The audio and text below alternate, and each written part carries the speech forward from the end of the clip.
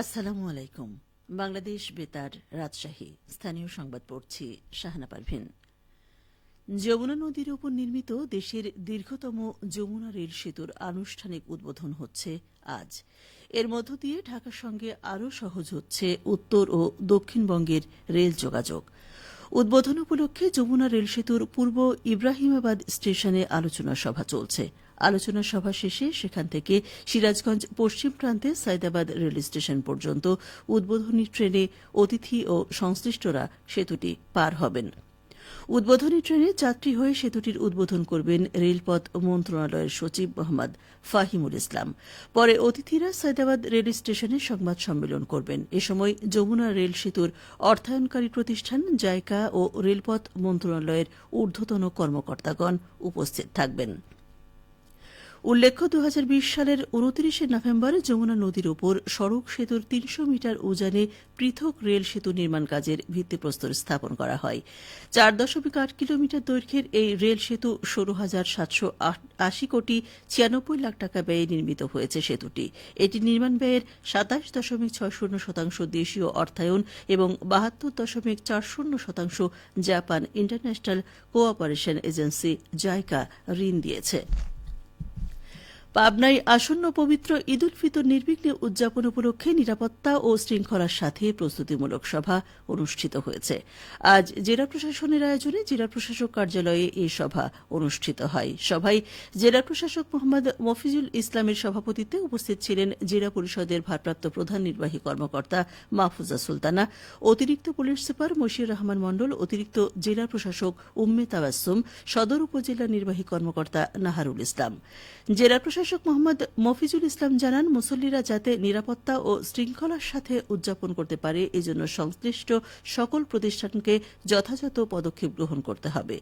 ঈদকে সামনে রেখে অপরাধ যেন বেড়ে না যায় সেজন্য বিশেষ নজরদারি প্রয়োজন। নওগাঁ শহরের পারনৌকা এলাকায় অবস্থিত মেসার্স সোফিয়া অটোমেটিক রাইস মিলে অবৈধভাবে ধান ও চাল মজুত করার অভিযোগে চালকলটির মালিক শফিকুল ইসলাম নাথুর বিরুদ্ধে মামলা দায়ের করেছে খাদ্য বিভাগ। একই সঙ্গে মজুত করা 203 টন ধান ও 35 টন চালসহ গুদামটি সিলগালা করেছে জেলা প্রশাসন। গতকাল বিকেলে জেলা প্রশাসনের সিনিয়র সরকারি কমিশনার ও নির্বাহী ম্যাজিস্ট্রেট কুরশিয়া আক্তার অবৈধ মজুদ বিরোধী ভ্রাম্যমাণ আদালত পরিচালনা করে এই নির্দেশনা দেন। অভিযানের সহকারী কমিশনার ও এক্সিকিউটিভ ম্যাজিস্ট্রেট সাকিব বিন জামান প্রত্যয়, নওগাঁ জেলা খাদ্য বিভাগের সহকারী খাদ্য নিয়ন্ত্রক আবদুল্লাহ আল ইমরান সহ জেলা খাদ্য বিভাগের বিভিন্ন পর্যায়ের কর্মকর্তারা উপস্থিত ছিলেন। এ বিষয়ে সহকারী খাদ্য নিয়ন্ত্রক আবদুল্লাহ আল ইমরান বলেন, অবৈধ মজুতের কারণে মিলার এবং ব্যবসায়ীদের বিরুদ্ধে চালের দাম অস্বাভাবিকভাবে বৃদ্ধি পাওয়ার অভিযোগ উঠেছে। পরিস্থিতি নিয়ন্ত্রণে রাখতে জেলা প্রশাসন ও খাদ্য বিভাগ যৌথভাবে অভিযান শুরু করেছে। অভিযানে বিধি বহির্ভূতভাবে ধান ও চাল মজুত করায় Messrs Sofia automatic rice mill মালিকের বিরুদ্ধে প্রচলিত আইনে মামলা দায়ের করা হয়েছে। পাশাপাশি মজুত করা চাল ও ধানের গুদামে সিলগালা করা হয়েছে।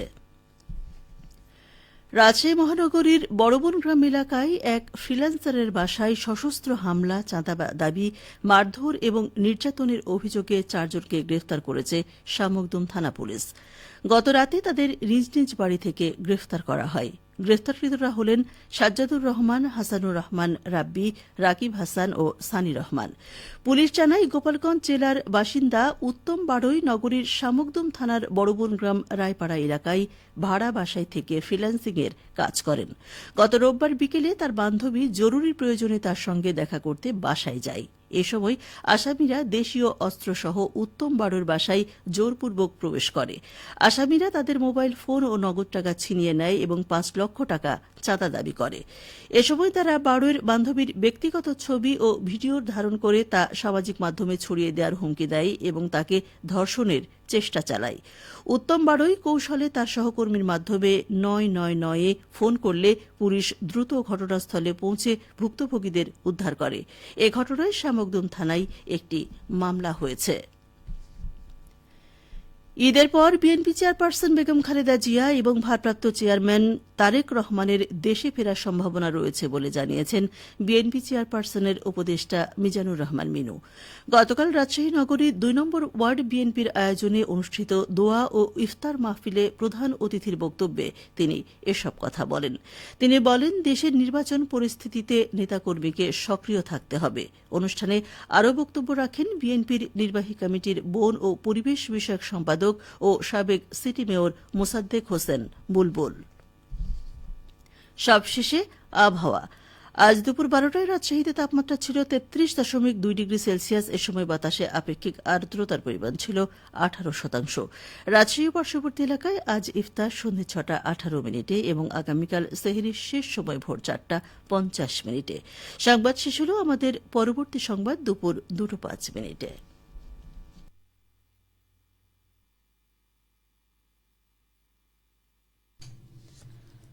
বাংলাদেশ বেতার রাজশাহী আয়োজনমালায় এখন রয়েছে আধুনিক গান।